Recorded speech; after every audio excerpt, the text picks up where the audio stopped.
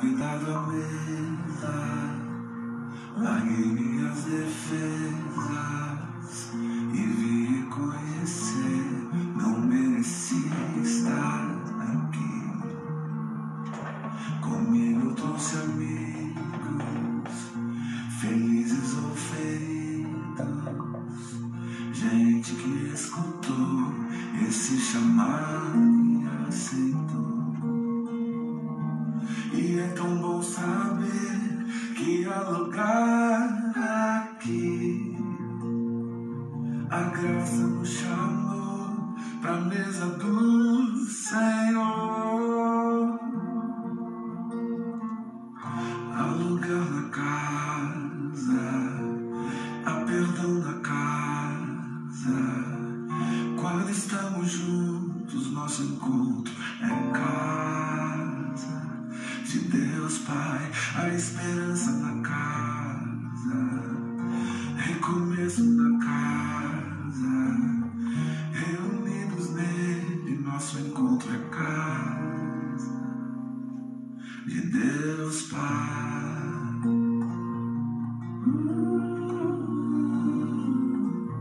O som da sua palavra curou a nossa alma. O Verbo nos amou, da solidão nos resgatou. E é tão bom saber que há lugar aqui. A graça nos chamou pra mesa do Senhor. Há lugar na casa, há perdão na casa. Quando estamos juntos, nosso encontro é casa de Deus Pai, a esperança na casa, recomeço na casa, reunidos nele, nosso encontro é casa de Deus Pai, de Deus Pai, de Deus Pai,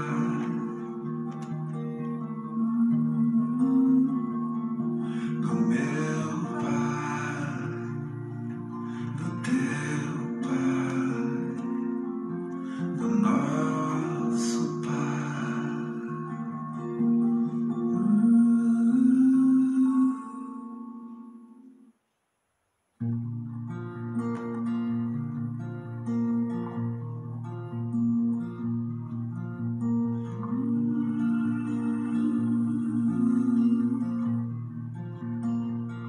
Fui convidado à mesa, larguei minhas defesas e vim reconhecer, não merecia estar aqui. Comigo trouxe amigos, felizes ou feridos, gente que escutou esse chamado e aceitou. E é tão bom saber que há lugar aqui. A graça nos chamou pra mesa do Senhor. Há lugar na casa, há perdão na casa.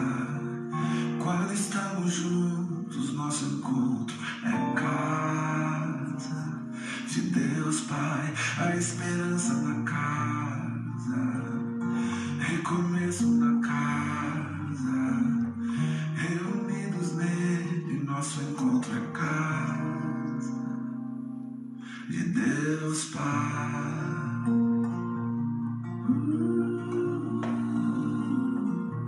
O som da sua palavra curou a nossa alma. O Verbo nos amou, da solidão nos resgatou. E é tão bom saber que há lugar aqui. A graça nos chamou pra mesa do Senhor.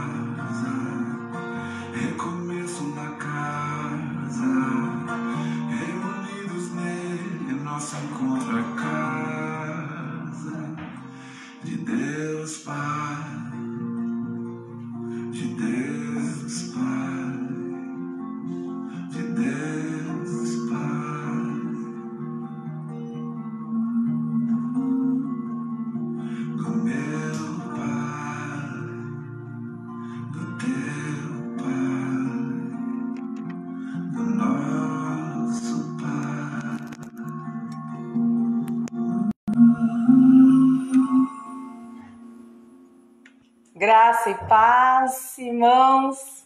Mais um domingo que a gente está aqui juntos para participar desse culto ao Senhor. Eu quero desde já incentivar você que compartilha essa live, que você possa compartilhar no seu Facebook, que você possa enviar por Messenger, ou você pode também enviar por WhatsApp, você pode convidar pessoas para estarem com a gente no culto de hoje, tá bom? Peço que você já vá abrindo a sua Bíblia em Gênesis, no capítulo 12. Nós vamos abrir esse culto com a leitura desse texto, com uma breve reflexão. Então vamos adorar ao Senhor juntos. Amém? Gênesis, capítulo 12.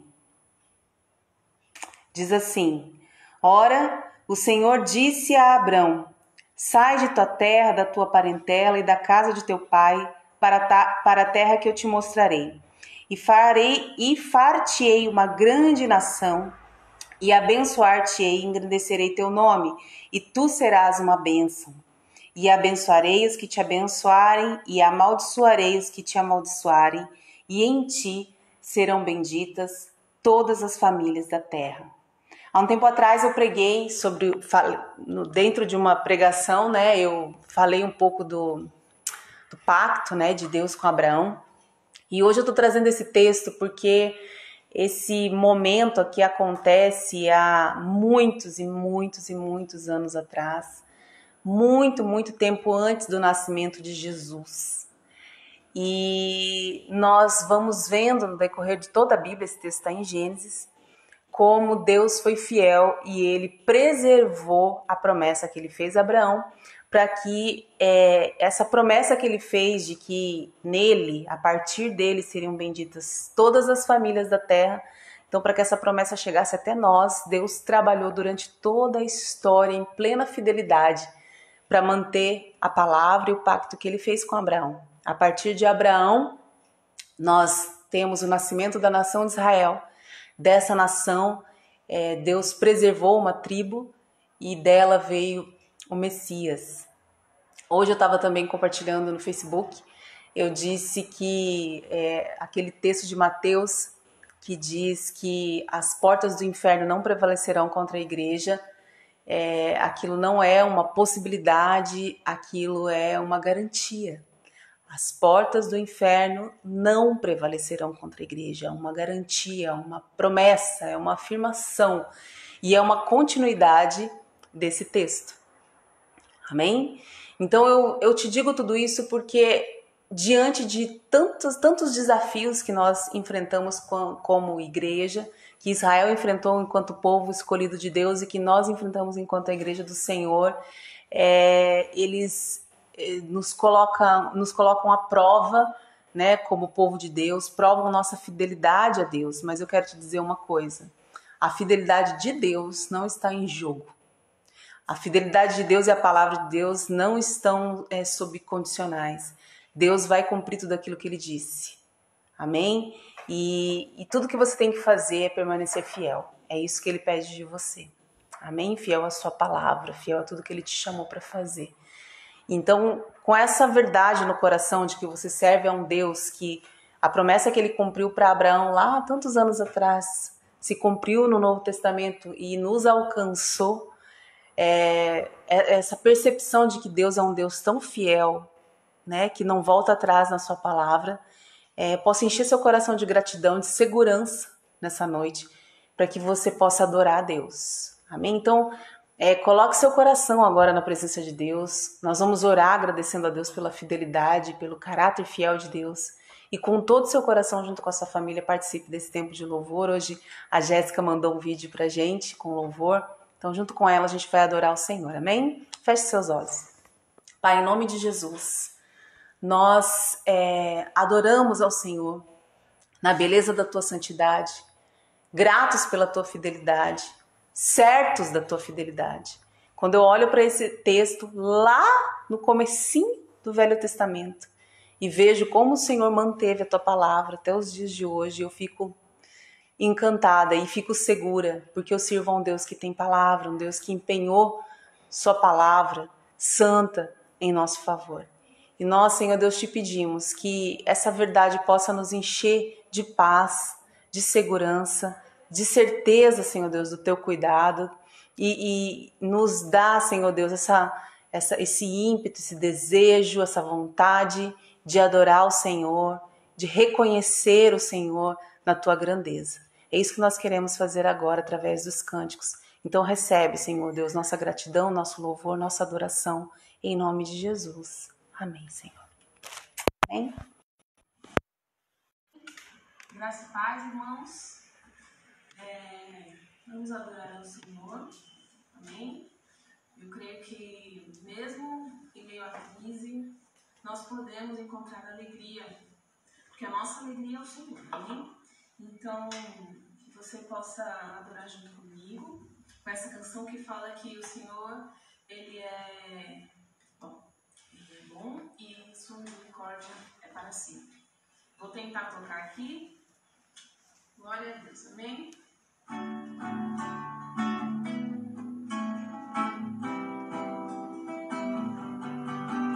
Senhor, tu és bom, tua misericórdia é para sempre.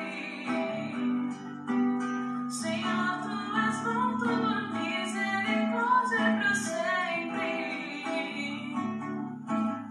Todos os povos te exaltarão, de geração em geração te adorarei. Aleluia, aleluia, te adorarei por tudo que és. Te adorarei. Aleluia, aleluia, te adorarei por tudo que és. Deus é bom.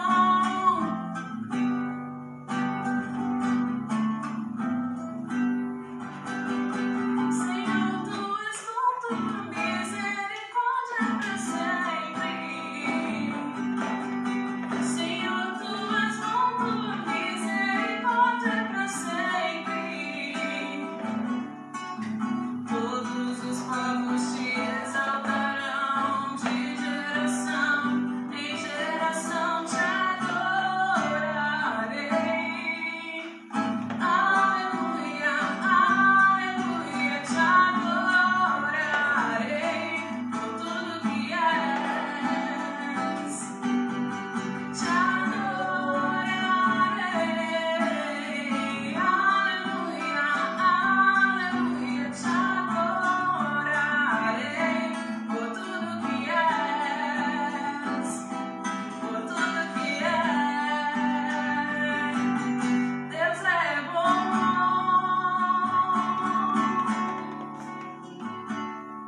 Aleluia. Glória a Deus. Amém? Deus é bom o tempo todo. O tempo todo Ele é bom. E eu sei que esse momento, ele pode ser um dos piores momentos na vida de muita gente, né? É algo assim, muito inesperado que tem acontecido com todo mundo, né? Pessoas perdendo familiares, perdendo seus empregos, seus negócios, perdendo a sua fé, muitas vezes, né?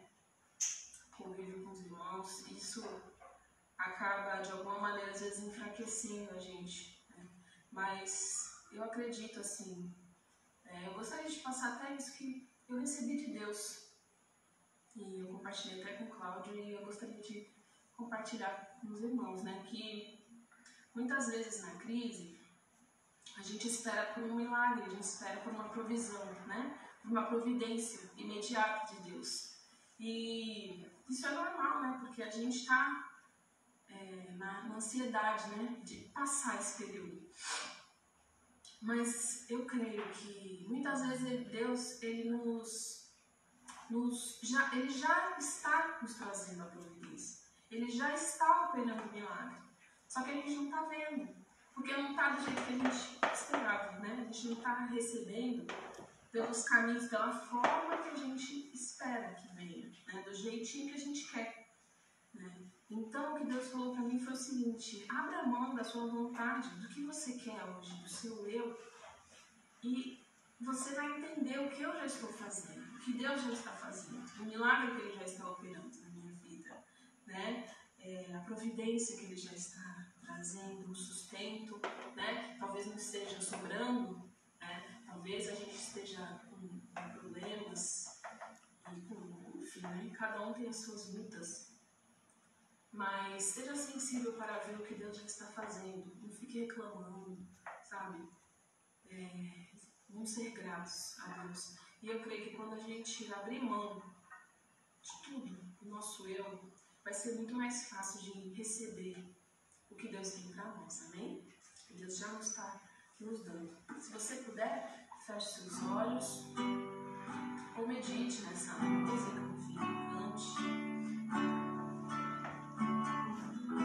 Aleluia, Senhor.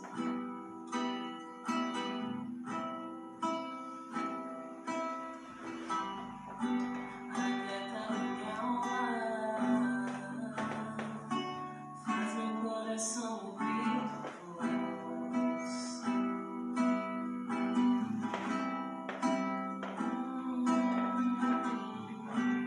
Chama pra perto, só assim eu não me sinto só.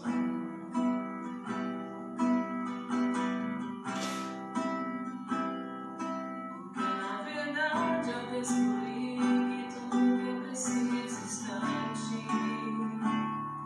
Mas meu coração é teimoso demais pra admitir. Sei que depender é como viver perigosamente, mas eu preciso acreditar e confiar no que você me diz. Aquieta minha alma, faz meu coração ouvir tua voz. Deus, me chama pra perto, só assim eu não me sinto só.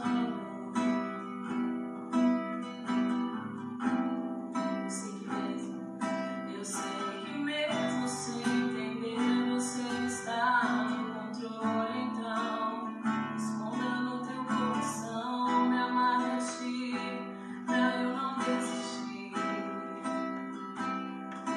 Eu não quero mais fugir da tua vontade pra mim. Eu sei que vai ser difícil, mas você estará sempre comigo.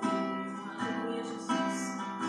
E mesmo que minha alma grite, tente me fazer voltar atrás, eu vou confiar, eu vou descansar no teu amor,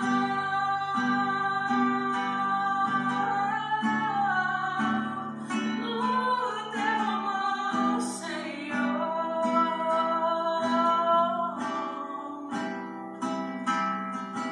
O tempo não pode apagar as muitas águas nunca levarão amor que você sente por mim.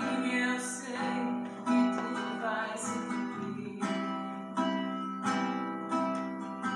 O tempo não pode apagar as muitas águas nunca levarão amor que você sente por mim. Eu sei que tudo vai se cumprir. Vai ser difícil, eu sei, largar tudo por você, mas eu sei que quando eu pensar em desistir, você estará ao meu lado, me segurando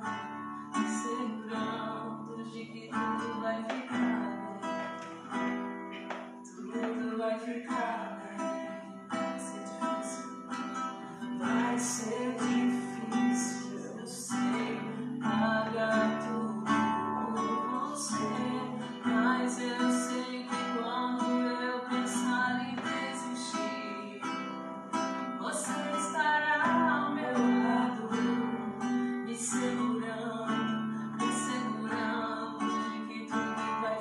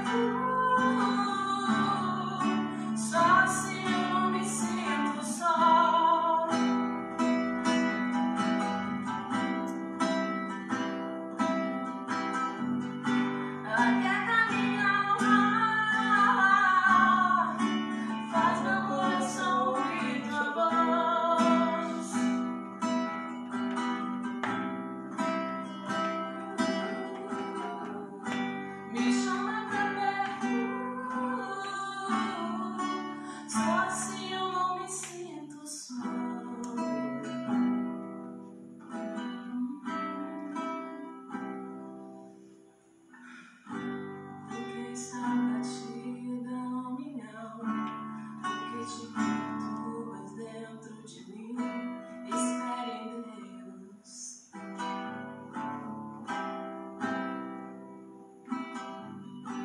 Porque está batida a minha alma, porque te perturbas dentro de mim, espere em Deus. Ele não se esqueceu de ti, não, não, não. Ele nunca desistiu de ti. Espere em Deus e nele. Espere em Deus, descansa nele. Porque está batida a minha alma. Porque está batida a minha alma. Porque te perturbas dentro de mim. Espere em Deus. Espere em Deus. Porque está batida a minha alma. Porque te perturbas dentro de mim. Espere em Deus. Espere em Deus. Espere em Deus. Espere em Deus. Espere em Deus. Espere em Deus. Espere em Deus.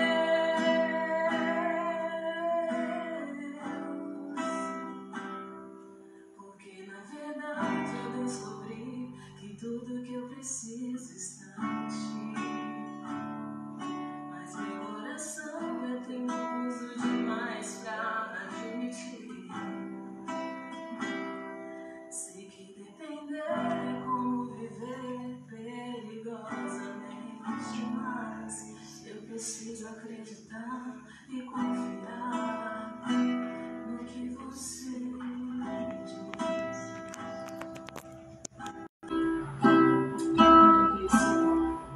Glória a Deus. Amém, Deus. Aleluia. Boa noite, irmãos. Paz do Senhor, amém?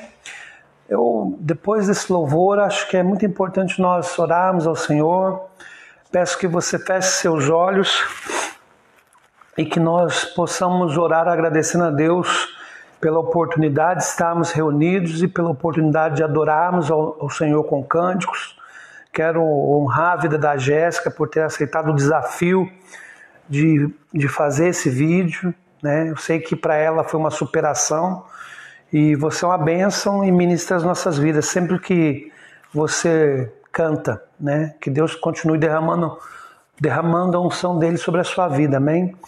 Peço que você feche seus olhos agora e que você possa orar para que Deus ilumine a nossa mente nesse momento em que nós vamos compartilhar a palavra do Senhor, amém? Vamos orar? Pai, nós clamamos ao Senhor, Deus, essa noite, para que o Espírito Santo do Senhor ministre as nossas vidas, que o Senhor fale conosco, que o Senhor possa alcançar o nosso coração, Pai. Que o Teu Espírito Santo nos ilumine, Pai, e que possamos compreender as Suas verdades. Essa é a nossa oração, em nome de Jesus. Amém. Amém, irmãos? Vamos compartilhar a palavra do Senhor. Eu quero que você abra a sua Bíblia no 1 Coríntios, primeira carta de Paulo aos Coríntios, no capítulo 3. Primeira carta de Paulo à igreja de Coríntios, no capítulo 3.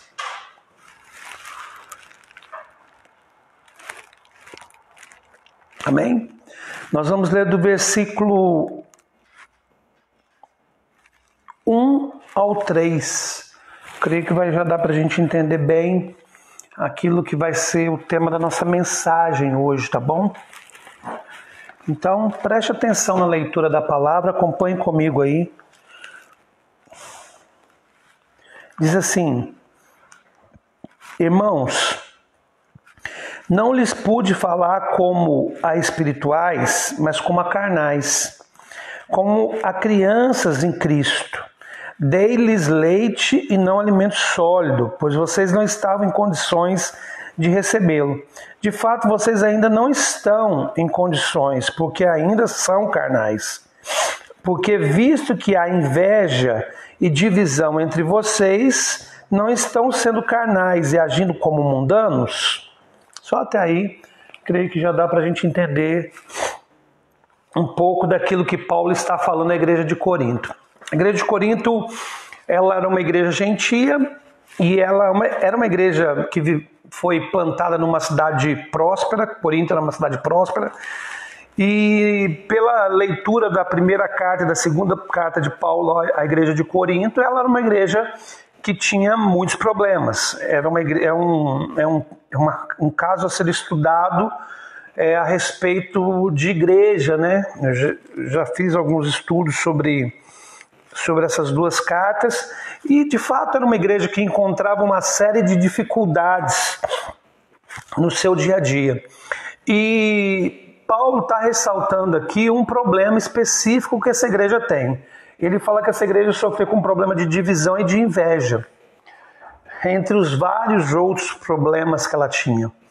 Né? Ela não tinha só o problema de divisão e inveja, ela tinha vários outros problemas. E se você ler as duas cartas, você vai entender isso. E ele diz que isso, né, esses problemas que esta igreja desenvolvia, como inveja, como divisão, enfim, um conflito grande entre ricos e pobres dentro da igreja, que nós vemos também mais para frente, o fato deles tolerarem pessoas em relações incestuosas, enfim, era uma série de problemas, mas ele diz o porquê isso acontecia. Paulo ele diz aqui no versículo, no começo, que ele não pôde falar com a igreja de Corinto, como espirituais, mas ele tinha que falar para eles como carnais. Por quê?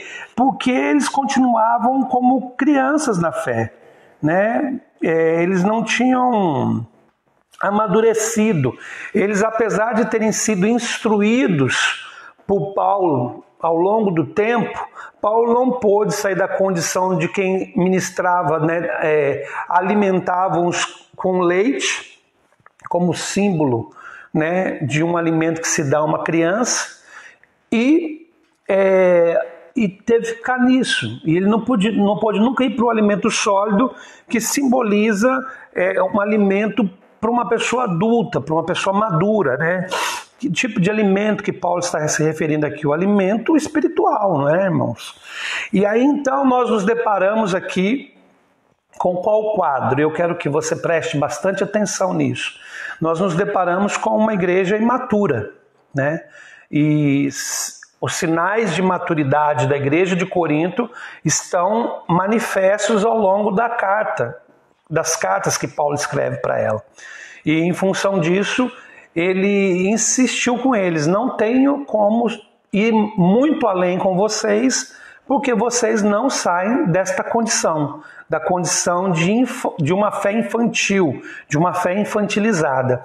E então, quando a gente para pensar nisso, nós começamos a entender que o processo natural na vida de um cristão é que ele cresça gradativamente, queridos, e que se torne maduro na fé.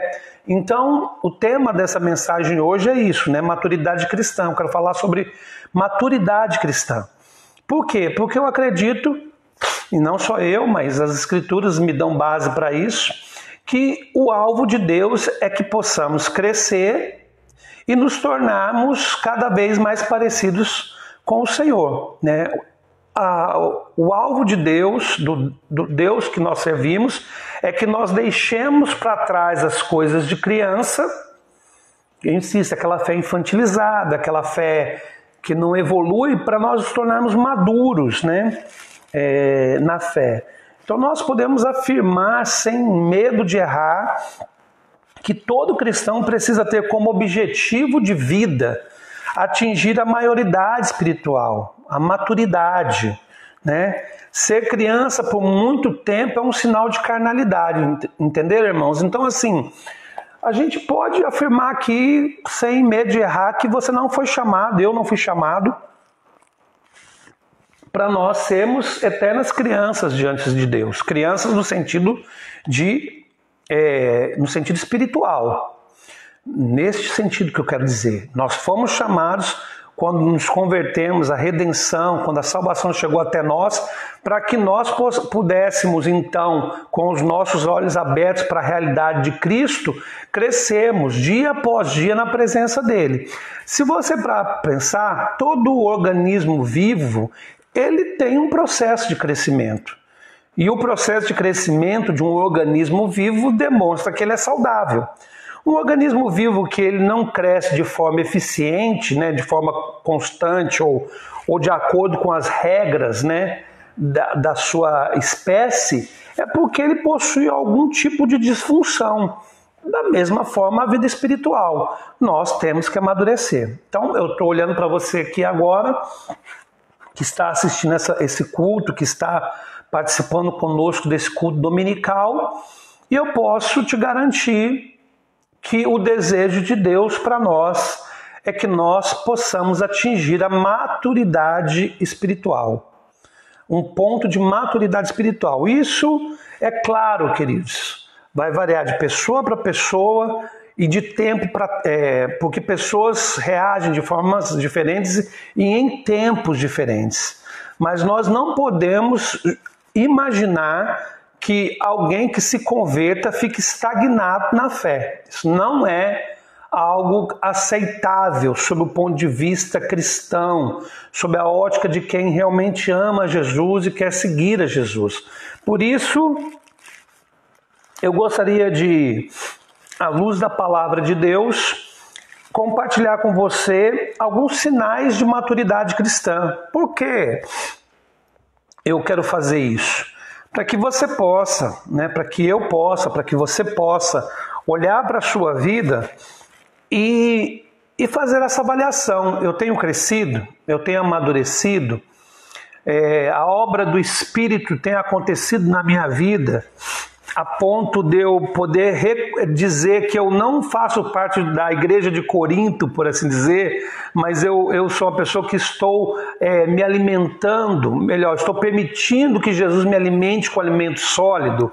Então, existem sinais que a Bíblia deixa, tem coisas, textos, passagens, experiências no texto sagrado que sinalizam para aquilo que é uma atitude madura, né?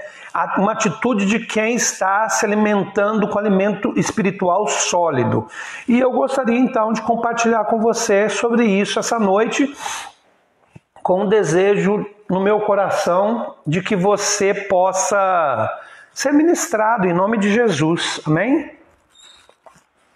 Eu estou meio atacado da rinite, meus irmãos, me perdoem, tá? Pela fungação aqui. Não é bom, não. Abra sua Bíblia no livro de Hebreus, no capítulo 5. Então nós estamos falando, Hebreus 5. Tá ruim, rinite. Hebreus 5, mantenha sua Bíblia aberta em Hebreus 5 e nós vamos ler daqui a pouco. Me desculpe, irmãos, vou ter que fazer isso. Não tem para onde correr, tá? Senão eu vou ficar fungando aqui do começo ao fim da reunião e não vai ser legal. Então, me perdoem, tá? Então, existem alguns sinais que a gente pode olhar para a nossa vida e detectar, estamos crescendo, estamos evoluindo, esses sinais, essas marcas do Evangelho estão acontecendo na nossa vida, e aí então você vai poder fazer uma leitura sobre você e perceber em que estágio você está, se você é uma criança ou se você é um adulto, ou se você é uma criança que está caminhando para se tornar um adulto, que também é uma coisa muito positiva, não é verdade? O problema é que nós não podemos ficar estagnados. Então, o primeiro sinal de maturidade cristã que eu quero ressaltar aqui hoje é compreensão das Escrituras. Amém? E eu vou ler o texto bíblico, então nós vamos falar um pouco sobre isso. Deixa eu me ajeitar aqui. Hebreus 5. Nós vamos ler o versículo 12 ao versículo 14. Bem?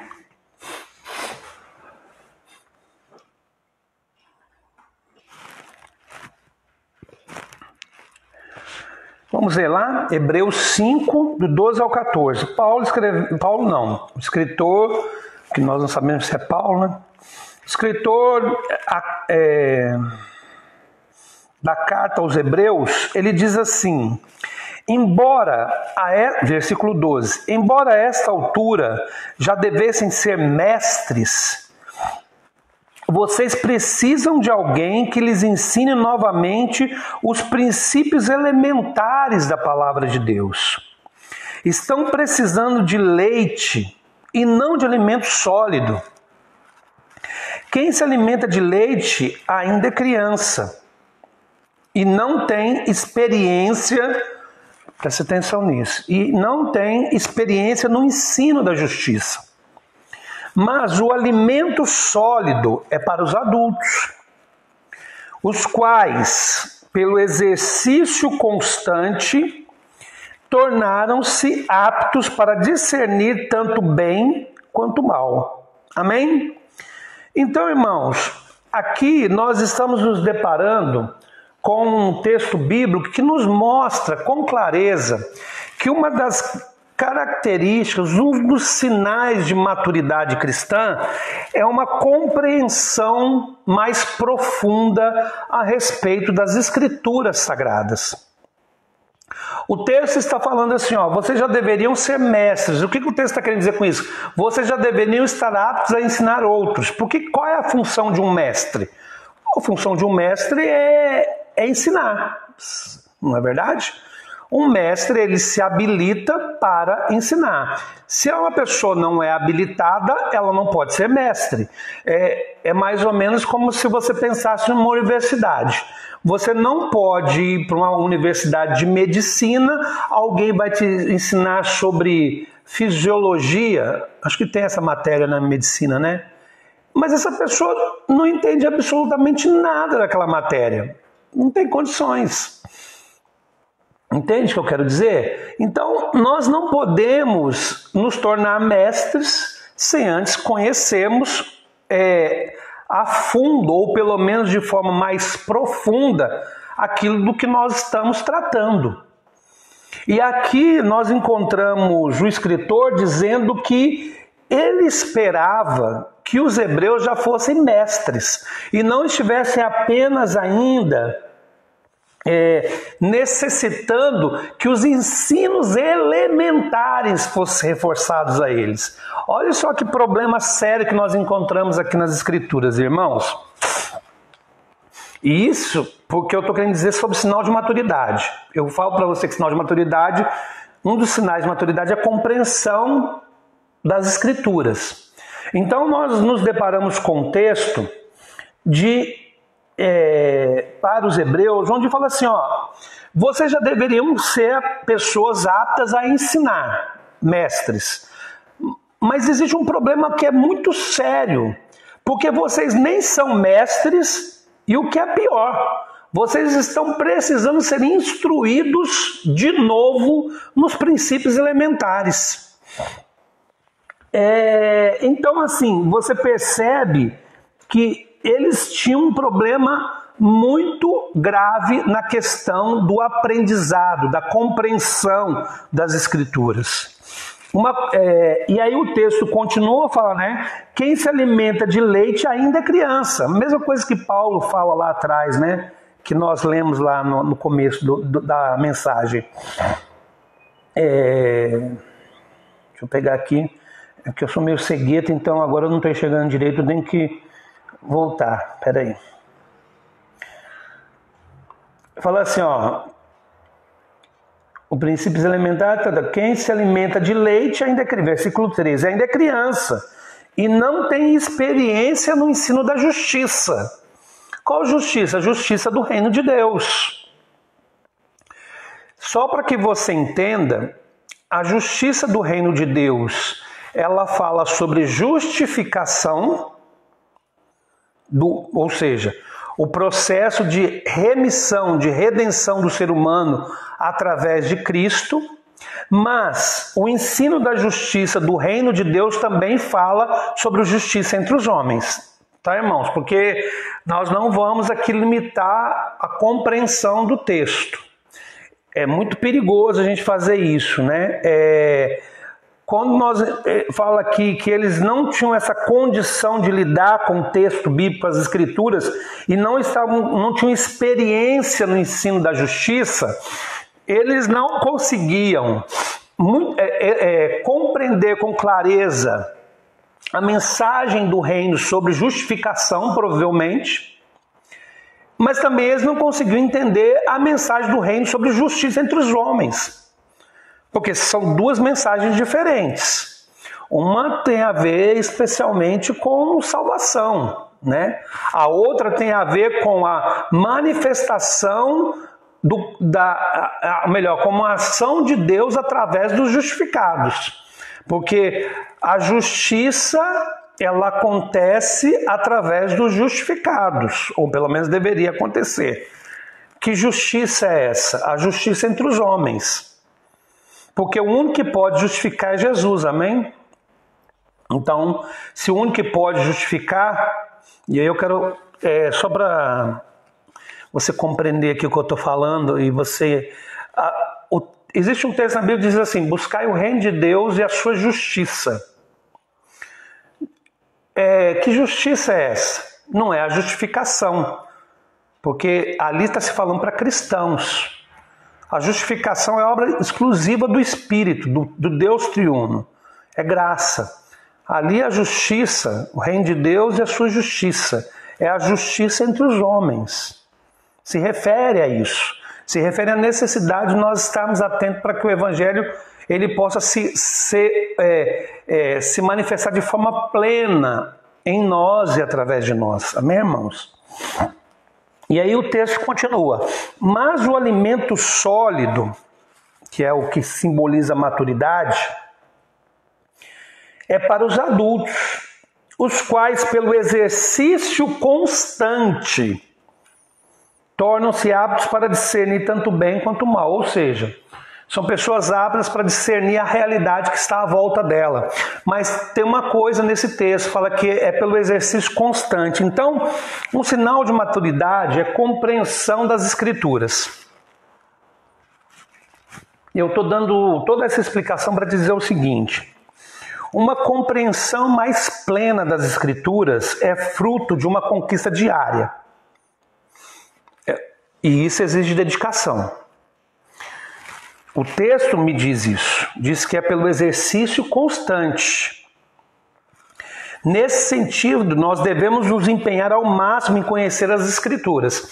Então, quando eu falo sobre compreensão das Escrituras, a primeira coisa que eu acho muito importante a gente ressaltar é o seguinte.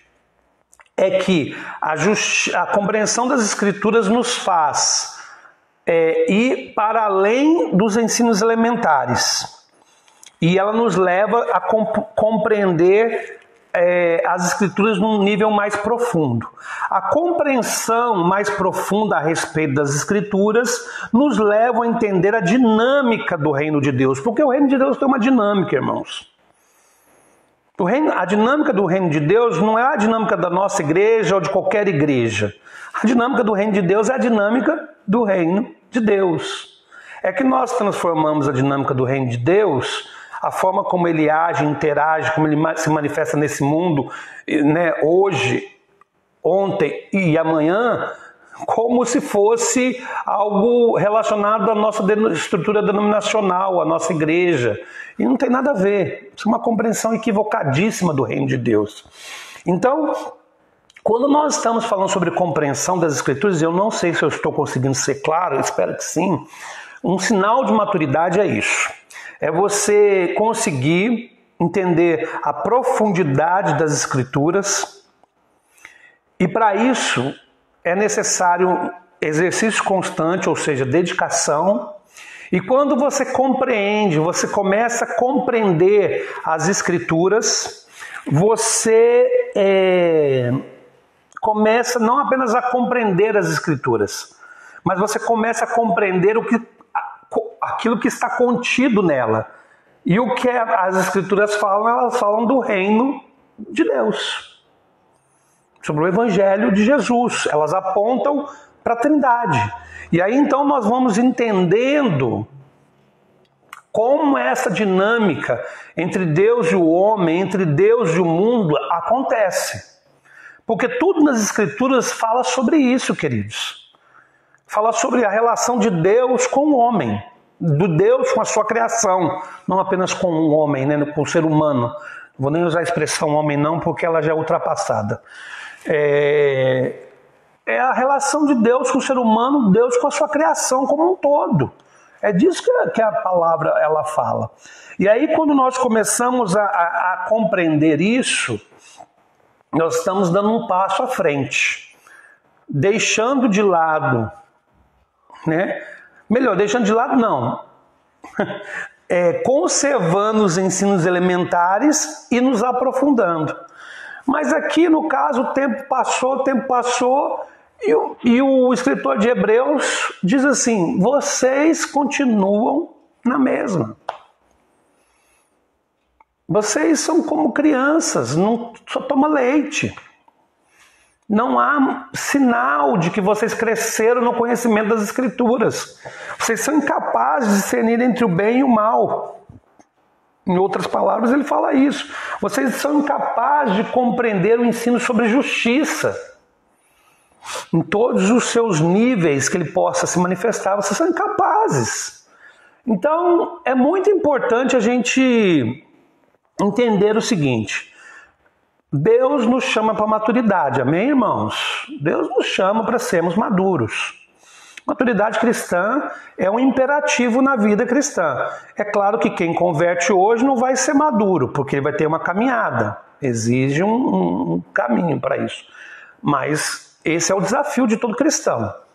E mas uma das coisas vitais é a compreensão das Escrituras. E eu quero dizer o seguinte: compreensão das Escrituras não é compreensão das regras denominacionais. Compreensão das Escrituras não tem a ver com conservadorismo social. Compreensão das Escrituras não tem a ver com moralismo. Compreensão das Escrituras não tem a ver com religiosidade. Pelo contrário, conhecimento das Escrituras vai contra tudo isso, a fim de nos libertar. E aí é o grande ponto, né, que nós precisamos lidar com relação à caminhada cristã. Então, para encerrar isso que eu estou falando, eu quero dar alguns conselhos aqui, bem simples, sobre as Escrituras, tá? Então, você quer conhecer, compreender as Escrituras? Primeira coisa que eu quero te estimular: leia as Escrituras. Leia. Separe tempo para você ler as Escrituras. Separe tempo para você ler o Novo Testamento, para você ler o Velho Testamento, ler a Bíblia inteira. Separe tempo para ler. Separe tempo para estudar as Escrituras. E aí já é um processo um pouco mais profundo, porque aí vai exigir de você um pouco mais de dedicação e mais pesquisa, porque nem tudo que está escrito é o que nós pensamos que é. Porque tudo tem um contexto, tudo tem uma relação direta com o momento em que foi escrito. Então, eu quero te aconselhar, nós precisamos crescer na compreensão das Escrituras. Então, leia e estude. Né? Procure bons livros para você ler. Outra coisa que eu acho que é fundamental, queridos, são duas coisas que para mim elas assim, tem outras coisas, mas eu anotei aqui duas coisas que eu acho que essa questão de ler e estudar eu acho que são fundamentais. E tem duas coisas que elas são mais ou menos, elas estão ligadas entre elas. Aprenda com mestres idôneos, sabe, irmãos? Eu acho que hoje nós precisamos fazer uma seleção de quem de fato nós vamos ouvir. Por quê? Porque tem sido dito muita coisa em nome de Deus que Deus não disse. O Evangelho se transformou o crescimento da igreja brasileira transformou o Evangelho eu vou usar um termo que você vai compreender, numa mercadoria de fácil venda. E, portanto, a possibilidade de você ouvir coisas que lá não estão é grande.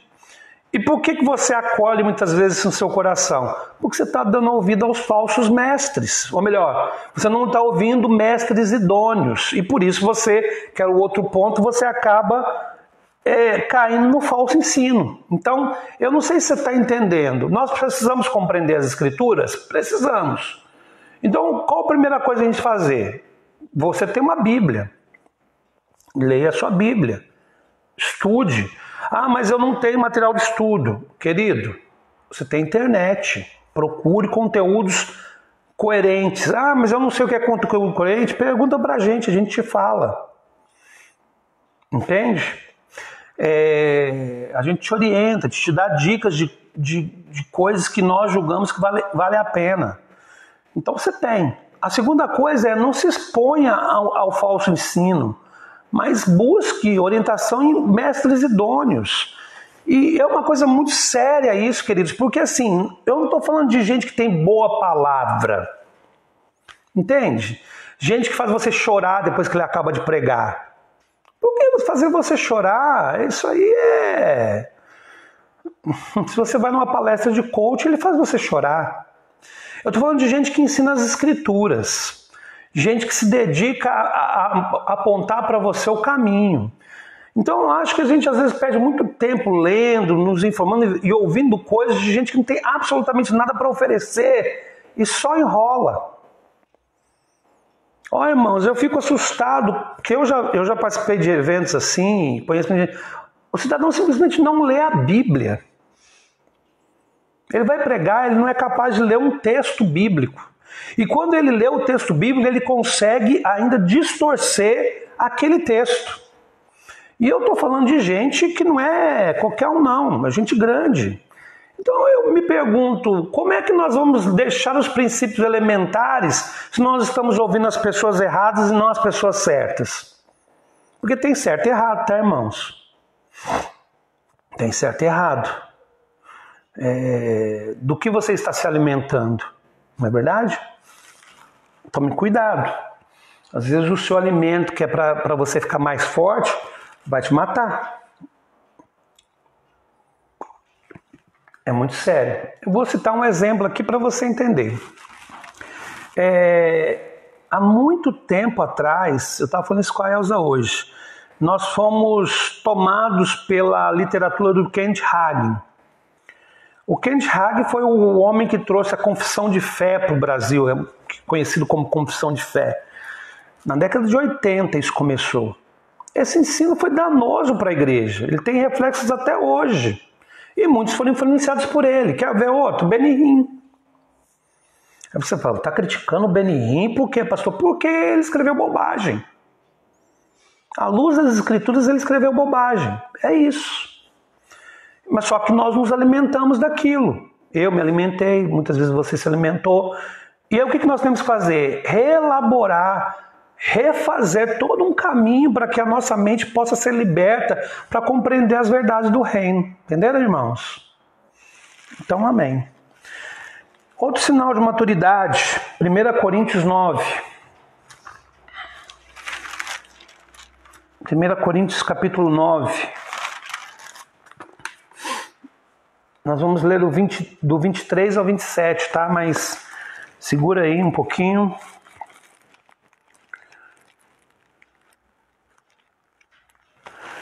Vamos ler daqui a pouquinho, tá bom? Nós estamos falando sobre maturidade cristã. E eu falei que um sinal de maturidade cristã é compreensão das Escrituras. Segundo, um sinal de maturidade cristã é compromisso elevado. Amém? É um alto grau de compromisso com a obra de Deus. 1 Coríntios 9, a partir do versículo 23. Paulo escrevendo aqui, né? Ele diz assim: faço tudo isso por causa do Evangelho, para ser coparticipante dele. Aí ele vem dando um exemplo, tá, irmãos? Ele vem fazendo uma comparação. Preste atenção no que ele fala. Qual que é o desejo de Paulo? Paulo quer ser... Ele faz... Porque em cima ele está falando sobre a questão de pregar a palavra, né? Sobre ser participante da anunciação do Evangelho. É isso que ele está falando um pouco acima, né? Ele está falando que ele prega o Evangelho e quer fazer a obra. Aí ele diz aqui no... Qual que eu li mesmo? Foi o 23, né? Faço tudo isso por causa do Evangelho, para ser coparticipante dele. Qual que é a intenção de Paulo? É colaborar com a missão de Deus no mundo. Entendeu? Aí ele vem com um exemplo para esclarecer o que ele está dizendo. Ele diz assim: vocês não sabem que todos os que correm no estádio, apenas um ganha o prêmio? Corram de tal modo que alcancem o prêmio.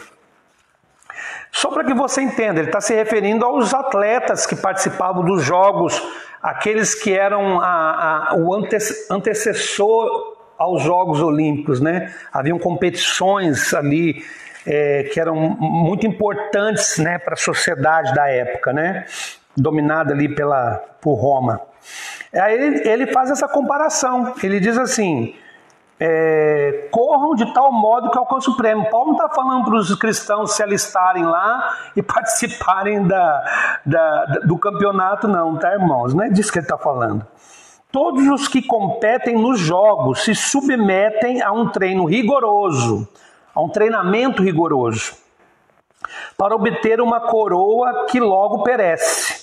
Mas nós o fazemos para ganhar uma coroa que dura para sempre. Ele mais uma vez faz uma comparação. Eles se submetem a um treinamento rigoroso. Mas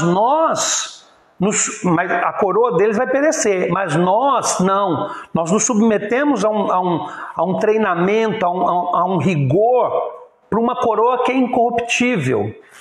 Né? Que vocês sabem que uma coroa que dura para sempre, quem vai nos dar é Deus, né?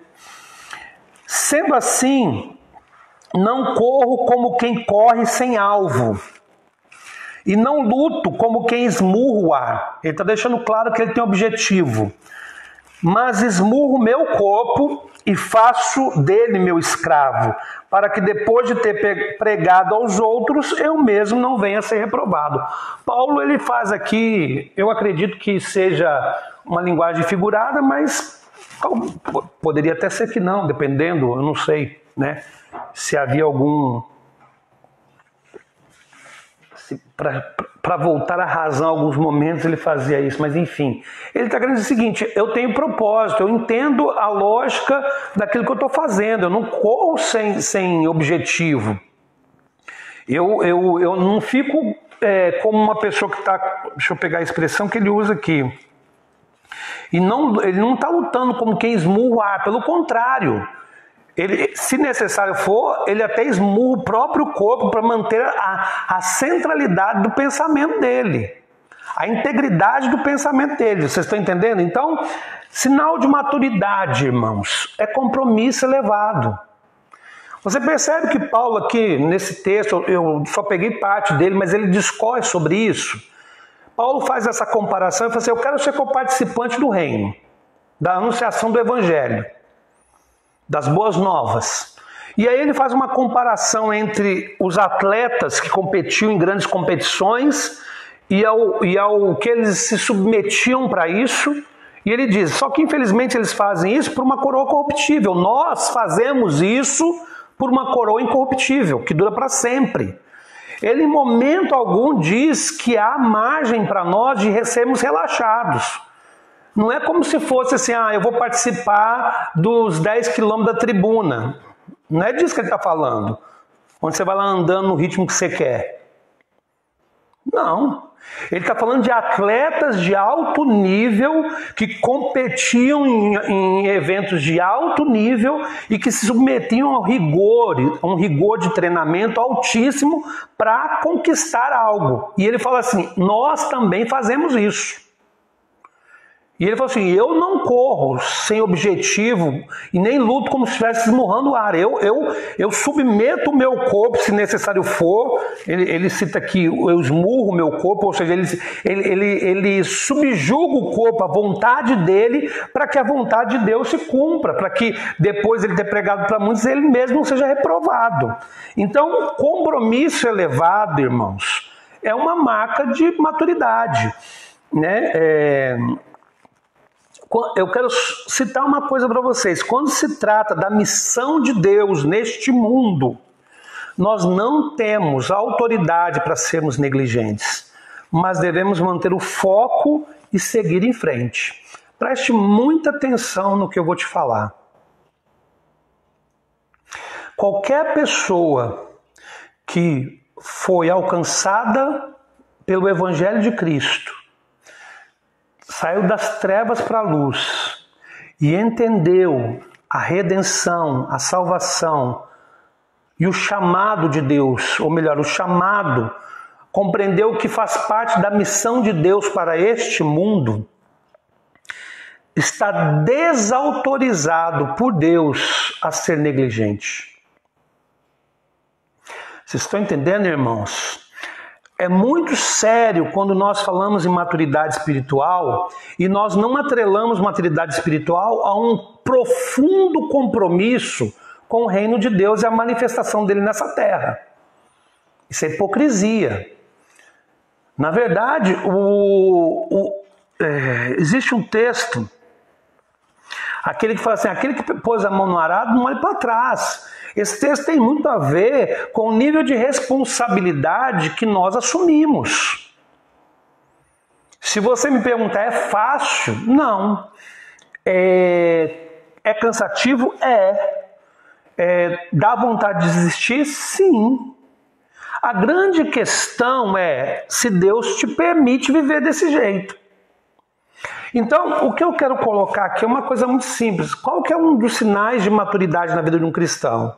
É a capacidade que ele tem de se comprometer com o reino, com a obra do Senhor, com a missão de Deus no mundo. E aí eu quero deixar bem claro, a missão de Deus no mundo acontece através de mim, de você, através da igreja local, mas ela acontece de outras formas também, tá, irmãos?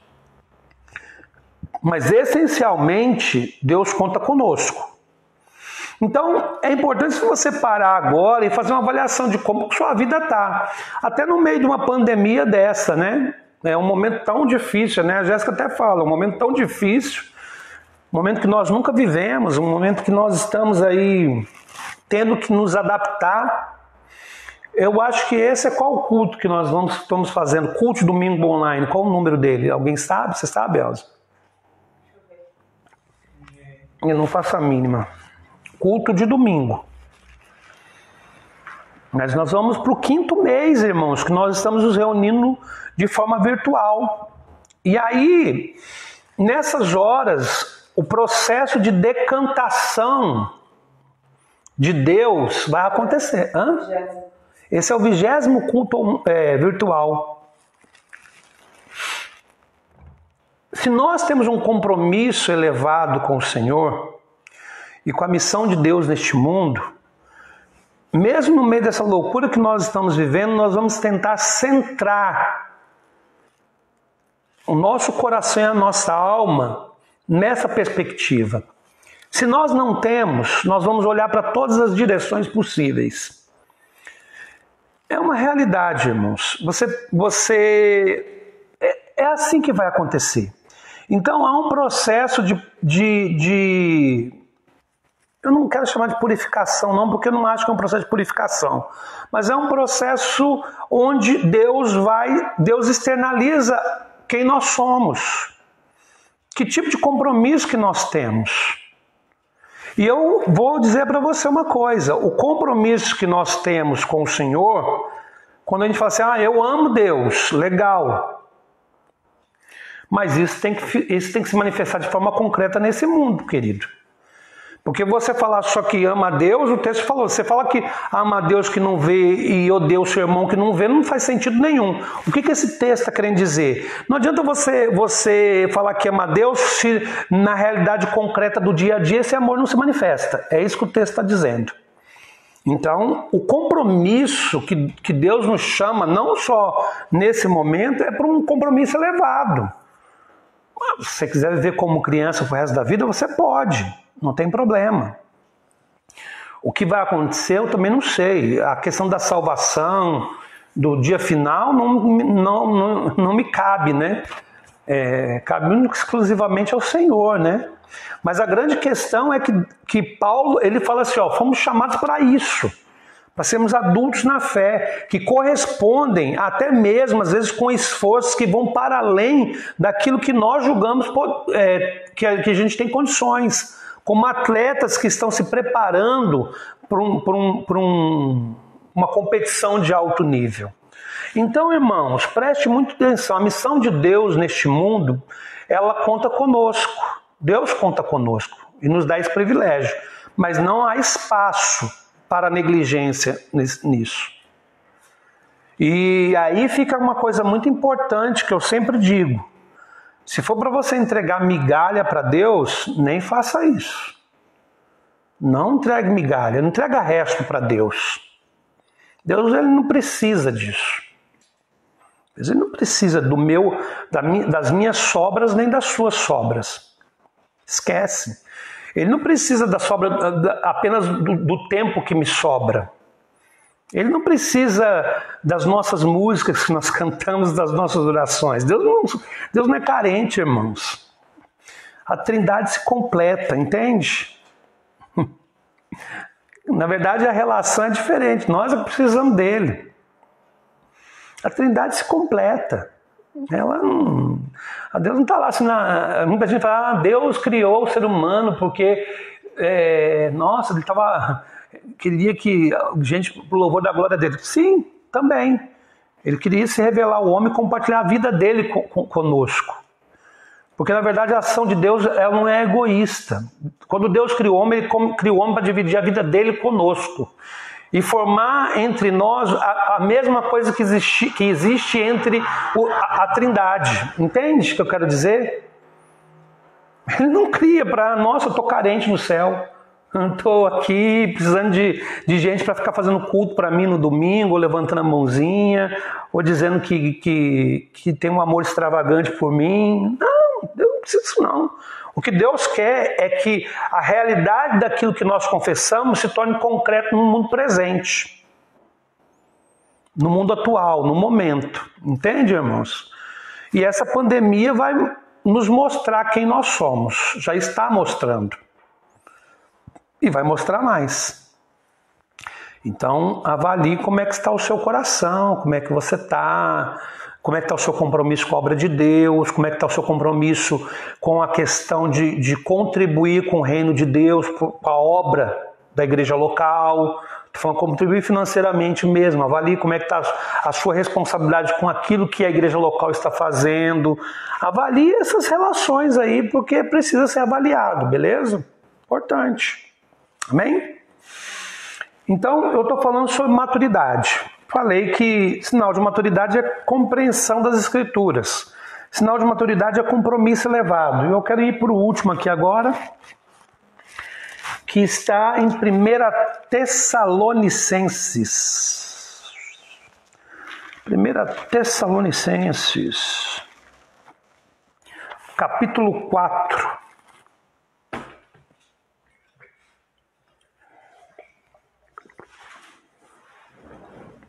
1 Tessalonicenses, capítulo 4. Um último sinal que eu quero falar de maturidade aqui são relacionamentos interdependentes. Amém? Relacionamentos interdependentes, eu vou explicar isso. É um assunto que eu falo bastante, por julgar de ser um dos assuntos mais importantes que nós temos que tratar dentro da Igreja de Jesus, tá? É por isso que eu falo bastante dele. Primeira Tessalonicenses 4, 9 e 10, tá? Paulo diz para a Igreja de Tessalonicenses: quanto ao amor fraternal, não precisamos escrever-lhes, pois vocês mesmos já foram ensinados por Deus a se amarem uns aos outros. E de fato, vocês amam todos os irmãos em toda a Macedônia. Contudo, irmãos, insistimos com vocês que cada vez mais assim procedam. A região da Macedônia era uma região formada por boas igrejas. É aquela igreja que mesmo passando por diversas necessidades e passando por perseguições, ela não permite que o apóstolo deixe elas de fora na contribuição com os pobres de Jerusalém. Você lembra dessa igreja? Pois é, era uma boa igreja. A igreja de Tessalônica era uma igreja que estava inserida nesse contexto. E Paulo falou assim, vocês já entendem, vocês já compreendem sobre o amor fraternal. O que é amor fraternal? Amor entre irmãos, né? É um amor entre irmãos. É o amor fraternal, queridos, que nos possibilita compreendermos que somos uma família e, portanto, a nossa relação, né, ela precisa ser uma relação de interdependência. Amém? Mas só para voltar no texto rapidinho para a gente poder entender, é legal que Paulo fala para essa igreja: vocês já conhecem, vocês já foram instruídos no amor, vocês já têm praticado o amor, né? Ele reforça aqui o conceito, fala assim, de fato vocês, ele reconhece, de fato vocês amam uns aos outros, não apenas entre vocês, mas os irmãos da Macedônia. Mas ele fala assim, contudo, irmãos, insistimos com vocês que cada vez mais assim procedam. Paulo, ele fala assim, vocês já estão fazendo, mas por favor, não deixem de fazer. Vocês entendem o que Paulo está dizendo para essa igreja? Você já tem um testemunho. Essa igreja tem testemunho, irmãos, do amor. Essa região tem testemunho do amor entre eles. E Paulo fala assim, eu sei, eu tenho convicção que Deus já os instruiu e vocês estão vivendo. Mas, por favor, não deixe de continuar vivendo isso. Não abram mão disso. Então, quando nós falamos em amor fraternal, que é o que Paulo fala aqui, quanto ao amor fraternal, ele fala que não precisa ensinar porque eles já sabiam. O amor fraternal é o amor entre irmãos. Quando nós falamos em irmandades, isso nos remete à família. Quando nós falamos em família, isso nos remete à vida comunitária, porque a família é uma comunidade, certo? E quando nós falamos em comunidade, nós estamos falando em relação de interdependência. Por isso que eu disse que sinal de maturidade é relação de interdependência. O que significa? Significa que eu dependo de você e você depende de mim. Entende? Que eu dependo do Gabriel, o Gabriel depende de mim. Que eu dependo da Elza, a Elza depende de mim. Que nós dependemos uns dos outros. Essa é a essência, uma das essências básicas do que é ser igreja. Entendo o que eu estou falando. Essa é uma das essências básicas do que é vida comunitária. Nós suprimimos as relações interdependentes da igreja para darmos lugar a dois tipos de relações que são extremamente danosas para a vida cristã e que é pior, é sinal de imaturidade e é antibíblica. A primeira é a relação de dependência, ou seja, é quando você precisa de pessoas que servem como muletas humanas para você. Você é extremamente dependente das pessoas. Você é dependente do seu líder, você é dependente do pastor, do ministro de louvor, você é dependente que a igreja esteja numa vibe legal, entende? É uma relação de dependência emocional. Isso nunca foi um padrão bíblico. Nunca foi a base para uma igreja comunitária. A dependência é um sinal de imaturidade, o que é pior, de uma doença espiritual. Então, não sei se você está entendendo o que eu estou falando aqui. O que eu estou querendo dizer é o seguinte, o que aponta para a maturidade são relações interdependentes. Eu já falei o que significa. Então, nós precisamos edificar as nossas vidas sobre essa lógica. Por quê? Porque somos igreja. Igreja, irmãos, uma das bases dela é essa. Só que nós trocamos. As relações de interdependências por relações de dependência, para começar. Tem gente que fica dependente de profeta de igreja para poder tomar direção na sua vida. Tem irmão que não faz nada se não consultar o seu discipulador. E o discipulador não deixa que o irmão faz nada se não consultar ele. Eu estou falando isso porque nós já vivemos isso no M12, que é uma insanidade coletiva, né, que infelizmente nós participamos. Ninguém tem controle da vida de ninguém. Que tipo de relação é essa? Isso é loucura. Isso é loucura. Irmãos, tem igreja que a relação entre discipulador e discipulado e discipulando, o discipulador quer saber até quantas vezes o cara transa com a mulher dele. A mulher do discipulador não, hein? O discipulando com a sua esposa. Você entendeu? Olha que loucura isso, irmãos.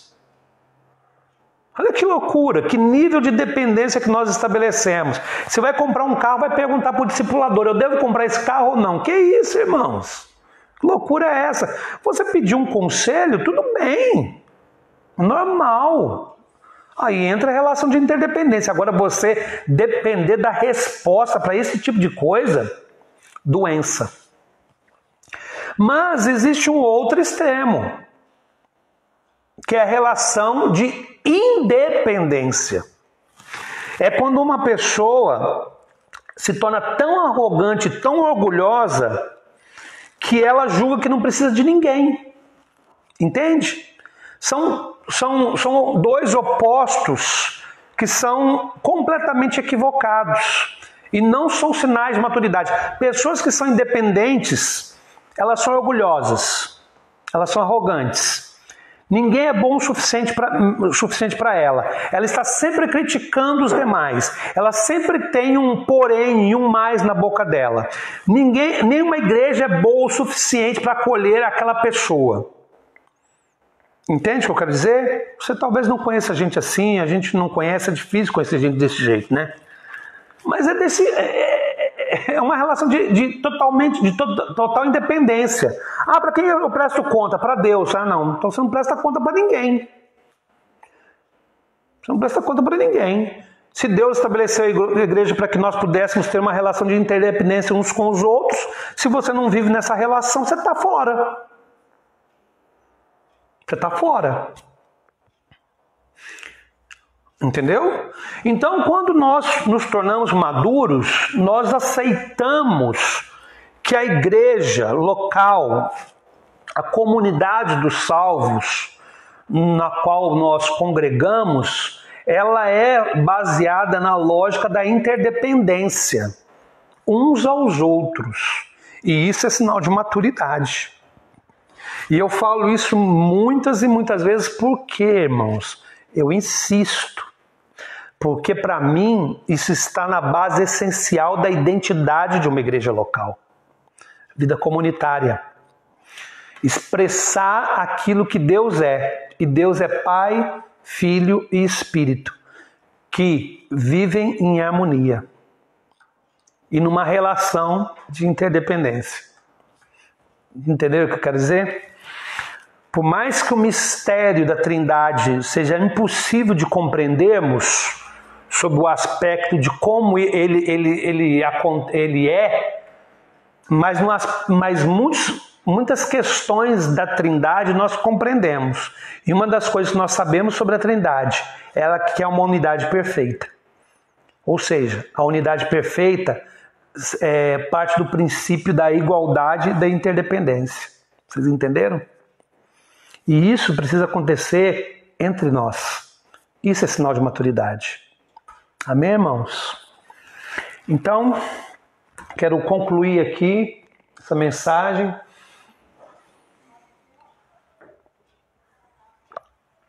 Com o texto da palavra do Senhor, que está em Colossenses 2,19, tá? Colossenses 2,19.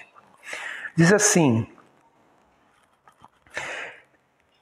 trata-se de alguém que não está unido à cabeça, a partir da qual todo o corpo, sustentado e unido por seus ligamentos e juntas, efetua o crescimento dado por Deus. Por que eu escolhi esse texto, irmãos? Ele está encaixado dentro de um contexto maior, tá? Mas eu peguei esse texto e só esse versículo porque ele me mostra o seguinte, e é uma coisa que eu acho importante dizer, é que a maturidade cristã e o crescimento do corpo, em todos os sentidos, ele se dá por um motivo. Ele está ligado ao cabeça. Tudo isso que eu te falei aqui, só ganha sentido e lógica se o corpo, eu e você, estivermos ligados ao cabeça. E o cabeça, que é Cristo, foi o coordenador, o sustentador de tudo. Foi por isso que eu li esse texto. Eu insisto, ele está inserido dentro de um contexto amplo, né? Que fala ali sobre a questão de alguns hereges que tinham, enfim. Mas eu quis ressaltar isso para reafirmar que não existe vida cristã e nem maturidade que não venha do nosso Deus triuno, porque é o que está dito aqui, né? Que quem não está unido à cabeça, né, a partir da qual todo o corpo, sustentado e unido por seus ligamentos e juntas, efetua o crescimento dado por Deus.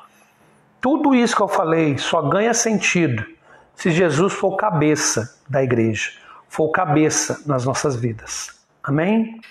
Eu quero te dar uma oportunidade de você orar. Como nós vamos fazer agora? Eu quero colocar um cântico e eu quero que você ore, querido, que você coloque sua vida diante de Deus, fale: Senhor, eu estou aqui, eu quero aprender, eu quero crescer, eu quero amadurecer, eu quero viver para o Senhor. Eu muitas vezes não consigo, mas eu quero continuar, eu quero insistir, entende? Eu quero te estimular a orar. Ore do jeito que você quiser. Deixa eu fazer um favor. Ore do jeito que você quiser, ore em pé, ajoelhado, sentado, deitado, do jeito que você estiver aí, meu irmão. Mas rasgue seu coração diante de Deus, amém? Enquanto isso, vamos louvar ao Senhor com um cântico aqui separado, tá bom? E que Deus ministre sua vida nesse tempo. Em nome de depois nós voltamos e vamos orar, tá bom?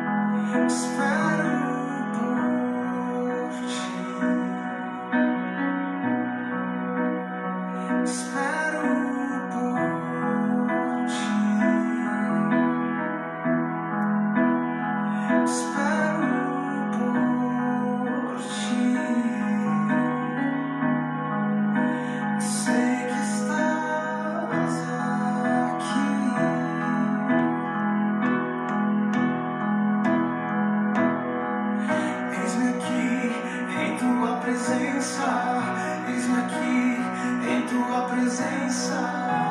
Derrama a tua Shekinah, derrama a tua Shekinah. Eis-me aqui em tua presença, eis-me aqui em tua presença. Derrama a tua Shekinah. Espero por ti.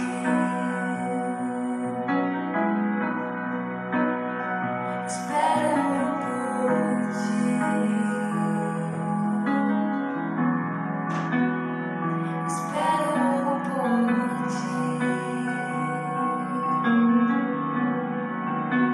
Sei que estás aqui.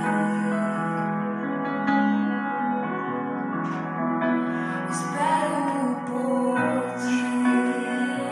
Eu espero. Espero por ti.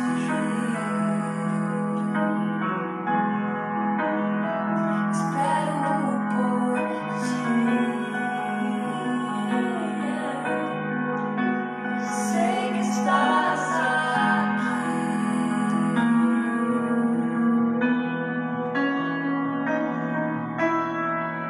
Eis-me aqui em tua presença, eis-me aqui em tua presença. Derrama a tua Shekinah, derrama a tua Shekinah. Eis-me aqui em tua presença, eis-me aqui em tua presença. Derrama a tua Shekinah. Eis-me aqui em tua presença, eis-me aqui em tua presença. Derrama a tua Shekinah, derrama a tua Shekinah. Eis-me aqui em tua presença, eis-me aqui em tua presença. Derrama a tua Shekinah, da plenitude do teu Espírito. Derrama a Shekinah, derrama a Shekinah, da plenitude do teu Espírito. Derrama a Shekinah, derrama a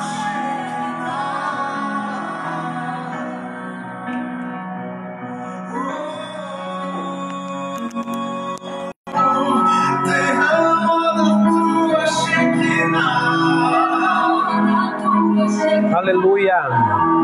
Vamos orar, irmãos. Senhor, nós consagramos ao Senhor as nossas vidas e clamamos ao Senhor por maturidade, Pai. Nós queremos ser maduros na fé, não queremos viver como crianças, não queremos viver, Deus, sendo alimentados por leite, mas nós queremos comida sólida, Pai. Fortalece-nos. Deus, nos torna uma igreja madura, que glorifica o Teu nome, Pai. Essa é a nossa oração essa noite, em fé, em obediência à Sua palavra. Que a comunidade Cristã Redenção possa crescer e amadurecer, segundo a Sua vontade, em nome de Jesus. Amém. Amém, irmãos? Que o Espírito Santo de Deus dê a você a graça de ser uma pessoa madura em nome de Jesus. Amém? Nós, antes de encerrarmos essa reunião, eu quero passar aqui alguns avisos, tá bom? Peço que você preste atenção, não saia da transmissão. Pode ser que semana que vem eu continue esse tema, eu não sei, né? Vocês sabem que às vezes eu pego um tema e vou desenvolvendo, então não tenho certeza, mas deixa eu dar alguns avisos importantes. Primeira coisa, queridos, é verdade, eu sempre esqueço, irmãos. Antes dos avisos, queridos, me perdoem, eu esqueço, minha cabecinha tá só a graça. Antes dos nossos avisos, nós temos procurado fazer todo domingo, uma pessoa da igreja trazer uma saudação, uma palavra para a igreja, né? Outro dia me perguntaram assim, só homem que vai fazer dar uma palavra? Eu falei, não, é porque eu estou colocando primeiro os presbíteros, os diáconos da igreja, né, que se dispuseram. Depois eu vou abrir, né, mas vou chamar as irmãs também, né? Se tomar que as irmãs não fujam, né? Então hoje nós temos conosco aqui uma mensagem do nosso querido irmão Cláudio. Espero que você seja ministrado depois dessa palavra, né? Eu quero que você fique na transmissão, volte aqui comigo, para que eu possa dar os avisos necessários para nós continuarmos nos organizando e então encerrarmos esse culto, tá bom? Então vamos à palavra aí que o seu Cláudio nos trouxe, em nome de Jesus. Boa noite, meus amados. Estamos passando por uma situação difícil, né? Essa pandemia aí, é até difícil de falar, mas não é fácil. Mas nós temos que saber que existe um Deus que olha por nós, que cuida de nós. Mesmo sabendo que da pandemia, né, o inimigo quer nos destruir, como tantas famílias aí já perderam seus entes queridos. Mas nós sabemos que existe um Deus que olha, que cuida, que tem o prazer de nos abençoar. Amém? Nada é maior do que nosso Deus. Nosso Deus está de olho em tudo. A palavra de Deus fala que Ele nada passa dos olhos dele. E estamos aqui, né? Agradeço o mal, mas Deus está no controle de tudo. Nós não podemos ficar ansioso, não podemos fazer as coisas, né, que não é para fazer, mas nós temos que fazer as coisas certas. Como fazer as coisas certas? No meio da pandemia, nós temos que lavar nossas mãos, né? Passar o álcool na mão se for sair, usar a máscara, fazer as coisas certas, usando a máscara, fazendo as coisas certas, para que nem nós pegue a situação e nem nos passe para outra, mas nós sabemos que estamos fazendo as coisas certas, nós não estamos botando Deus à prova. Bem? Não adianta nos que não vou usar máscara, não faz isso, não adianta, você está pondo Deus à prova. Então faça as coisas certas, né? Porque aí Deus vai te abençoar. A palavra de Deus fala que Deus é criador do céu, da terra, do ser humano e de tudo que nela. Nós pertencemos a Deus, todo mundo pertence a Deus. Amém? Todo mundo pertence a Deus. Mas só que nós temos que fazer a nossa parte, para que Deus faça a parte dele também, né? Então, meu amado, vamos procurar fazer as coisas certinho, né? Fazer de acordo com o que está no coração de Deus, para que a gente depois não venha perecer, né? E depois, quando vai reclamar, não dá mais tempo, já está tarde. Amém? Mas vemos ali que, lá no Isaías 15, 16, Jesus fala assim, não fosse vós que me escolheu, mas eu escolhi a vós. Foi ele que me escolheu. Amém? Deus pagou um preço alto por nossas vidas. Ele quer nos ajudar, Ele quer nos orientar, Ele quer nos capacitar, Ele quer nos ajudar a passar por essa crise que não é fácil. Eu estou com 65 anos, nunca vi uma situação dessa. Uma crise que Ele abalou o mundo todo. Amém? Mas não pode esquecer, amado, que nós temos um Deus vivo e eficaz. Ele está conosco em todo lugar. Amém? Mas não pode botar Deus à prova e fazer as coisas certas. A gente vê como Deus tirou seu povo lá do Egito. Meu amado, de dia estava ali, uma nuvem ali cobrindo ele, o dia todinho para aquele povo. Imagina o tamanho dessa nuvem, porque fala que não sei consumiu homens, né? Fora mulheres e crianças. Imagina o tamanho dessa nuvem que estava cobrindo aquele povo, para não pegar o sol, para se protegido, né? E Deus estava ali com ele. Aquela nuvem era representando a Deus ali com eles. Você vê à noite tinha um fogo ali, né? Como o povo de Deus tinha um povo de Egito, uma coluna de fogo para proteger eles, né? Proteger eles, proteção de Deus, proteger eles, para iluminar, para estar ali com eles. Nosso Deus não mudou, é o mesmo Deus ontem, hoje e sempre. No meio da pandemia, no meio de situação difícil, em todo lugar. Nós temos que mais clamar a Deus, orar e buscar a face dele, sabendo que Ele vai nos dar a vitória. E com certeza vai dar a vitória. Isaías 43, eu vou até ler aqui, Isaías 43, fala assim, deixa eu dar uma lidinha aqui rapidinho, Isaías 43, fala assim, mas agora sim diz o Senhor, que te criou Jacó, que te formou, ó Israel, não tema porque eu te remi, chamei-te pelo teu nome, tu és meu. Quando passares pelas águas, eu serei contigo. Quando pelo rio, ele não te submergirá. Quando passares pelo fogo, não te queimará, nem a chama arderá em ti. Porque eu sou o Senhor teu Deus, o Santo de Israel, o teu Salvador. Amém, meu amado?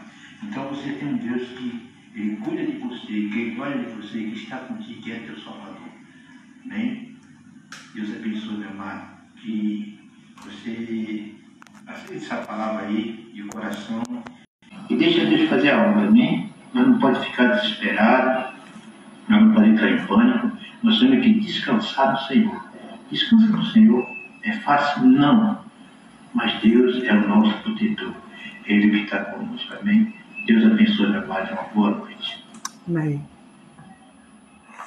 Amém. Seu Cláudio está certíssimo. Nos deu uma aula de como se prevenir, isso aí, ó. Tá certinho. Irmãos, que bênção. Obrigado, seu Cláudio, pela palavra. Irmãos, antes de nós encerrarmos, como eu disse, não saia, por favor, da transmissão. Deixa eu dar alguns avisos. Primeira coisa, eu acredito que amanhã, né, se tudo der certinho, eu vou colocar à disposição na linha de transmissão a lista de donativos, né, de doações para o projeto Bom Samaritano, tá bom? Então, mês passado nós distribuímos 8 cestas básicas. E então nós temos um desafio para esse mês também. Acho que amanhã eu consigo colocar, estou aí dependendo da taça, enfim. Então pode ser que chegue a você amanhã. Se não, nessa semana com certeza a gente já vai disponibilizar essa lista, tá bom? Na quinta-feira nós temos estudo bíblico, EBN, Escola Bíblica Noturna, às 8 horas. Nós vamos começar um tema novo, tá? Terminamos de falar sobre discipulado de Cristo e vamos começar um assunto novo que vamos, né, divulgar aí na semana. No sábado nós temos o dia do clamor. Nós vamos recolher... Sexta nós temos o dia do clamor. Nós vamos recolher os motivos de oração dos irmãos durante a EBN. As pessoas que estiverem vendo, elas podem compartilhar as necessidades de oração para que nós possamos orar. Na sexta-feira, sábado nós temos a reunião de adolescentes, e domingo nós temos a ceia do Senhor, tá bom? É a nossa segunda ceia online, virtual. Então domingo se organize, separe aí os elementos da ceia para que nós possamos cear juntos, tá bom? Outra coisa é que nós não temos ainda a previsão de quando nós vamos voltar aos cultos presenciais. Claro, né, irmãos? Estamos fazendo uma avaliação dia após dia, com critério, com paz, tentando entender o que Deus tem para nós, tá bom? E eu deixei aqui por último, né? Pulei a terça-feira, por quê? Porque eu preciso dar um aviso com mais calma sobre isso. É o seguinte, irmãos, nós fizemos a nossa última reunião de oração online terça-feira passada. E terça-feira passada, então, avisei os irmãos que a partir, não desta terça, mas da outra terça, dia 11, nós vamos continuar as reuniões de oração, mas através de pequenos grupos, ou grupos pequenos, tanto faz, que serão feitos também online, só que eles não serão feitos por mim. Essa responsabilidade será dividida num primeiro momento por aqueles grupos que já existiam, né? Nós tínhamos 2 grupos, um com Paulo e Lourdes, outro com Marcão e Carmen, que eram os grupos familiares, e aí então nós vamos retomar esses grupos de forma online, e vamos, assim que nos organizarmos, nosso desejo é multiplicarmos para que os grupos não fiquem tão grandes e o pessoal possa participar, ter um tempo de compartilhar uma palavra, uma necessidade de oração, interagir um com o outro, né? Então nós só estamos transferindo, né, na realidade, a dinâmica que acontecia na terça-feira, onde eu aqui dirigi a reunião de oração e com a participação de vocês do outro lado, para as plataformas virtuais também, mas onde tem interação. Então, provavelmente pode ser via Zoom ou via WhatsApp, que o WhatsApp recebe chamada até 8 pessoas, ou pode ser através do WhatsApp, que é linkado ao Messenger. Isso aí a gente vai explicando para o pessoal como vai funcionar. Mas vai ser naqueles moldes onde o pessoal aparece, pode conversar um com o outro, enfim. Mais interativo, porque a gente sente que isso é necessário. Não vai começar nessa terça, vai começar na terça-feira que vem, dia 11. O Marcão e o Paulo tinham um grupo de pessoas caminhando com eles e uma lista. Se você, querido, fazia parte do grupo do Paulo, do Marcão, e estava com eles, mesmo que você não fosse sempre à reunião, entre em contato com eles, né? Eu falo assim, espera eles entrarem em contato com você. Não precisa ser assim, você também pode entrar em contato com eles. Já vai começando a costurar isso aí para que, né, esses grupos possam funcionar, tá bom? E para encerrar, eu quero dizer algo a vocês. Deixa eu achar as palavras certas para que vocês me entendam.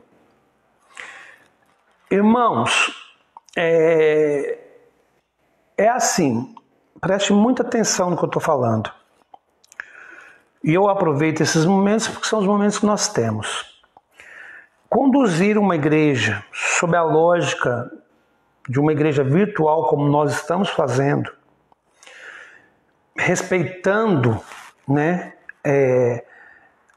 aquilo que nós julgamos ser o mais correto, que é não voltar com os cultos presenciais neste momento, sendo que várias e várias igrejas já fizeram isso, e muitas igrejas nem ao menos os protocolos de saúde estão respeitando nos seus cultos. É muito difícil. É muito difícil. Eu falo para você, é a experiência mais complicada que para mim, que eu estou vivenciando. Pode não parecer, mas é. E eu percebo que à medida que o tempo passa, isso vai ficando mais difícil ainda. Então eu não sei quando nós vamos retornar para as atividades presenciais. Não tenho como falar isso, né? Mas cada vez vai ficando mais difícil, mais cansativo, mais pesado, mas também eu percebo que mais difícil da gente conseguir trazer as pessoas para o mesmo propósito, entende? E isso não vou dizer que me preocupa, porque é a igreja de Jesus, mas eu tenho que exortar, e mais uma vez eu vou fazer isso. Nós estamos passando por um teste para saber que tipo de igreja nós vamos edificar.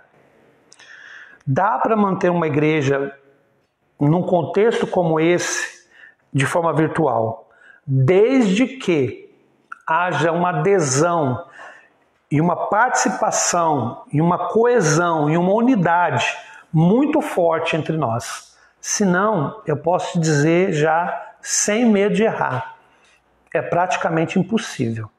Por isso, a maioria esmagadora dos pastores voltaram a reunir.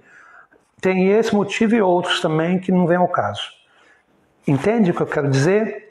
E eu só vou dar um exemplo para vocês, para que vocês entendam como isso acontece. Eu mandei um vídeo que era trecho de uma fala minha sobre os pequenos grupos, né? Eu editei e mandei na linha de transmissão da igreja na quinta-feira, acho que foi. Foi quinta ou foi sexta? Acho que foi sexta. Irmãos, preste atenção. Eu falei assim lá, por favor, vejam o vídeo. Eu sei que muitos já tinham visto a reunião, enfim. Vejam o vídeo e, por favor, aqueles que não estiverem, não participam de grupo nenhum, né, e querem participar, entrem em contato comigo. Queridos, com toda sinceridade, nós tivemos pessoas que viram o vídeo, acho que se teve 10% da igreja foi muito. E pessoas que entraram em contato comigo que não participam de grupo nenhum, uma pessoa. Então eu quero que vocês pensem junto comigo. Se é isso que nós queremos. Se é assim que nós vamos nos portar. Eu tenho insistido nisso. Por que eu estou insistindo nisso?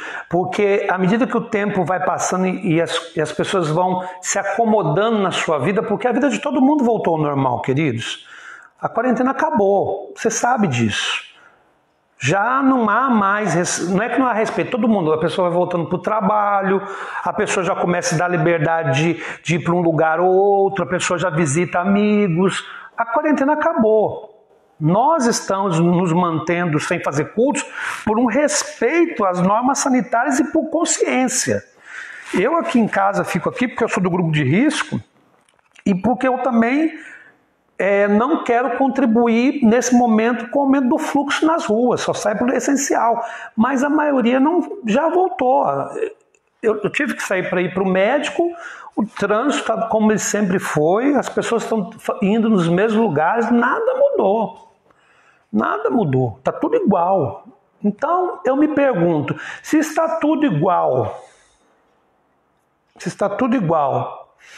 o tempo passa, as pessoas têm a oportunidade de participar de uma igreja virtual e elas não conseguem nem ao menos o básico nesse processo, o que nós estamos fazendo? Sei que tem os fiéis, mas a minha pergunta é, eles são a maioria? E aí por que eu falo isso?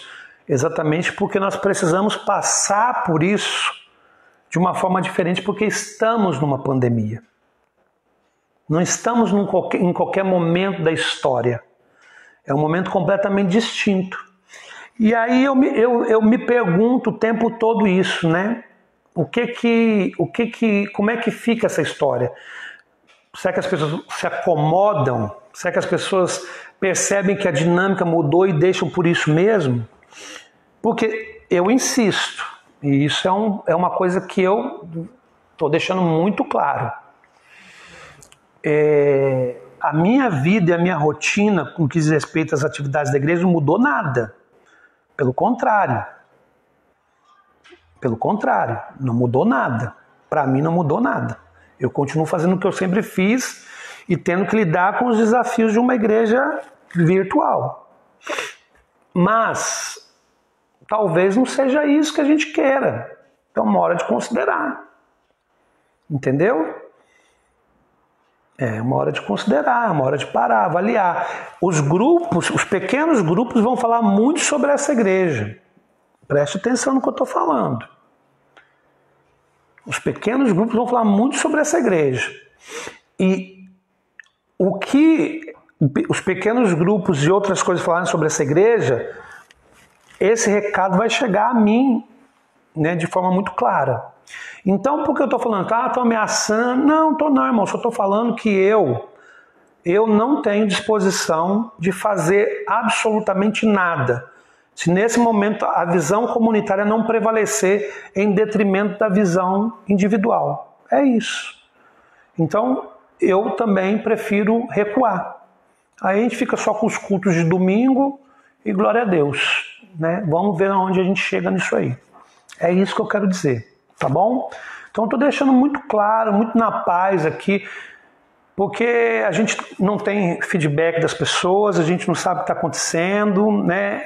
A gente manda devocional todos os dias, a gente não sabe nem se as pessoas leem, é uma meia dúzia que lê, entendeu? Então, a gente fala assim, faz vídeo, irmão, compartilha, porque é uma forma de divulgar a palavra de Deus, o interesse é mínimo. Eu não estou trabalhando para edificar esse tipo de igreja, não. Me perdoe, irmãos, eu amo vocês, amo mesmo. Mas o problema é que eu amo mais a Deus. É isso. O problema meu é esse. É que eu amo mais a Deus do que vocês, do que minha família. Entende? Então, talvez isso soe até ruim para vocês. Pode ser. E pode até ser que eu esteja errado, tá, irmãos? Porque a quarentena e esse distanciamento social tem cobrado um preço muito alto, né? Para quem é do grupo de risco, como eu e a minha família, a gente tem que ficar muito restrito pela preocupação que existe, né? Eu tenho praticamente todas as comorbidades necessárias para que esse vírus me contamine e seja uma coisa pior. E fora isso, a questão de eu ter que lidar com um problema de depressão, isso intensifica determinadas coisas, mas eu não uso nada disso para justificar, eu só estou querendo dizer que, como vocês têm os desafios de vocês, nós também temos. E se nós nos apoiarmos mutuamente, tudo ficaria mais fácil. Entenderam? É isso. Então, fica aí a mensagem, fica aí a exortação, a correção.